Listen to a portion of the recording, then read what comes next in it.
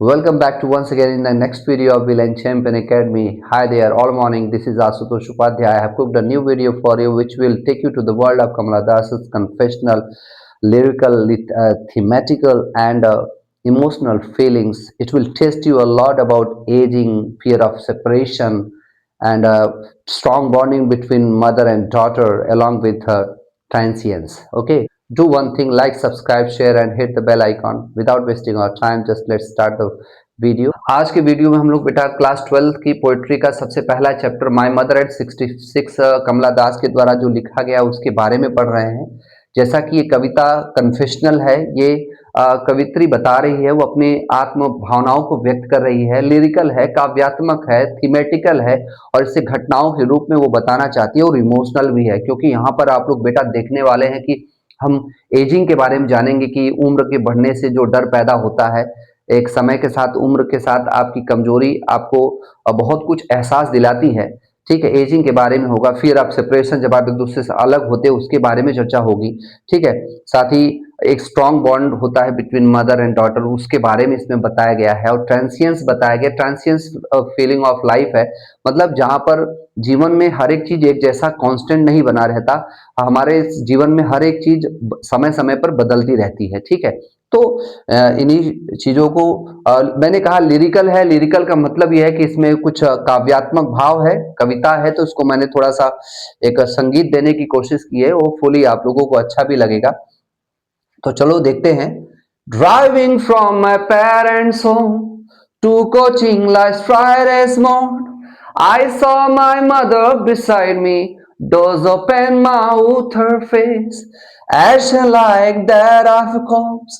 I realized with the pain that she was as old as she looked, but soon put that thought away and looked out at young trees printing the merry children spilling out of their homes. But after their post security check, standing few yards away, looked again at her one pale as led winter's moon, and felt that familiar shake.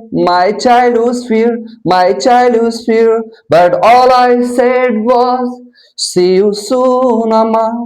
All I did was smile, smile and smile.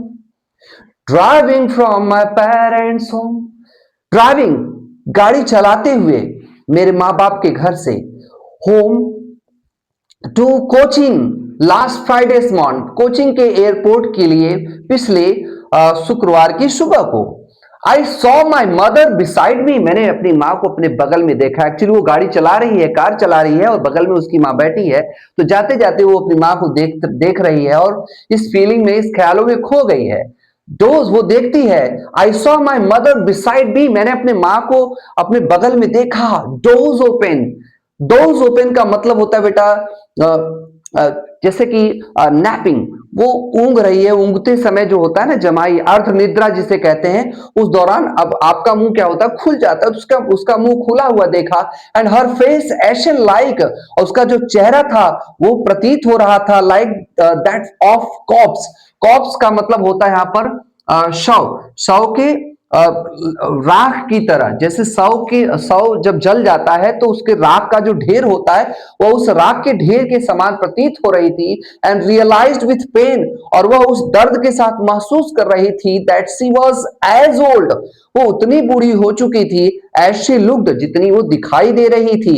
इसका मतलब कोई उम्मीद नहीं है बेटा, जो उम्र था उम्र के साथ वो बीत चुका है और वो जिस उम्र में है वो चीज दिखाई दे रहा है। बट सुन, ये जो बुरे ख्यालात उसके मन में आ रहे थे, उसने क्या कि कुछ पल के लिए उसको साइड रखा और पुट दैट थॉट अवे, और उस थॉट को, उन सोच को, उस थॉट को उसने दूर किया। एंड लुक्ड आउट एट, और वो बाहर देखने लगी। कहा? जब वो कार के बाहर देख रही थी, यंग ट्रीज प्रिंटिंग, जो नए वृक्ष थे, पेड़ पौधे थे, वे क्या हो रहे थे बेटा, दौड़ लगा रहे थे। दौड़ लगाने का सेंस क्या है कि जब आप गाड़ियां चलाते हो, गाड़ी चला रहे तो जो आसपास के वृक्ष हैं या जो जितनी भी चीजें होती है वो पीछे की तरफ, ऐसा प्रतीत होता है कि पीछे की तरफ भाग रही हैं। तो वही फीलिंग यहां पर है कि जो वृक्ष हैं वो पीछे की तरफ दौड़ रहे हैं। द मैरी चिल्ड्रन, जो प्रसन्नचित बच्चे हैं, स्पिलिंग, उछलते हुए बाहर आ रहे हैं, आउट ऑफ दियर होम्स, अपने घरों से बाहर आ रहे हैं। But after the airport security check, लेकिन जब उसकी गाड़ी एयरपोर्ट पर पहुंचती है और सिक्योरिटी चेक जो सुरक्षा जांच के दौरान स्टैंडिंग फ्यू यार्ड अवे, कुछ गज दूर खड़े रह करके, यार्ड में गज दूर रह करके, लुक्ड अगेन एट, दोबारा उसने देखा, हर वॉन पेल, उसका वो वॉन पेल का सेंस यहां पर ये बेटा कि वॉन पेल आप इसे एक्सप्लेन कर सकते हो कि द पर्सन जिसका जो पूरी तरह से फेडेड है, मुरझाया हुआ है, ठीक है, वीक है, कमजोर है, ठीक है, और विदर्ड है, मुरझाया हुआ जिसे कह सकते हो, और फेडेड दैट मींस फीका, फीका है जिसका चेहरा, ठीक है। तो हर वॉन पेल, उसका कमजोर, मुरझाया हुआ, फीका चेहरा, ठीक है ना, एज लेट विंटर्स मून, जैसे कि जो अंत के ठंड के मौसम में चांद में जो पीलापन होता है, उस वैसा ही उसका चेहरा मुरझाया हुआ, कमजोर और पीला प्रतीत हो रहा था। And felt that familiar shake, और उसने, उस लेखिका ने क्या, उस कवित्री ने क्या देखा, फेल्ट, महसूस किया, एंड फेल्ट, यहां पर आप फेल्ट लिख दीजिएगा, and felt that familiar shake, और उसने उस परिचित पुराने उस डर को महसूस किया, फैमिलियर मतलब परिचित या चित परिचित पुराने दर्द को उसने महसूस किया, माई चाइल्डहुड फियर, उसके, ठीक है ना, बचपन के डर को, बचपन का डर यहां पर वो बताना चाहती है कि जैसे कोई बच्चा होता है, बचपन में वो अपने माँ के लगाव में बहुत ज्यादा रहता है, और थोड़ा सा भी वो अपने माँ से दूर होता है तो उसके अंदर एक डर सा पैदा हो जाता है, उसको लगता है कि मैं अपने माँ से दूर हो गया, तो वो डर उसको महसूस होने लगा। लेकिन वो जिस कंडीशन, जिस सिचुएशन पर खड़ी थी, देन वो कुछ कर नहीं पा रही थी, तो उसने क्या किया बेटा, वो केवल उस समय जो उसके हाथ में था, बट ऑल आई सेड, उसने जो, मैंने जो कहा, दैट मीन्स कवित्री ने जो कहा, वह सी यू सून मामा, फिर मिलेंगे मामा, और फिर ऑल आई डिड वॉज, जो मैंने किया, अर्थात जो कवित्री ने किया, स्माइल स्माइल एंड स्माइल, मुस्कुराई मुस्कुराई और केवल मुस्कुराई, ठीक है।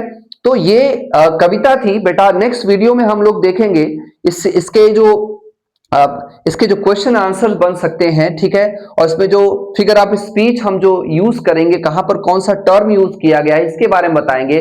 और जो बहुत ज्यादा इंपॉर्टेंट है वो है सेंट्रल आइडिया, इसका पूरा मूल विचार क्या है, हम उसके बारे में भी पढ़ेंगे। इस वीडियो में इतना ही, तब तक के लिए आप इसे देखिए, नहीं समझ में आ रहा 2 बार देखिए, और फिर धन्यवाद, थैंक यू वेरी मच।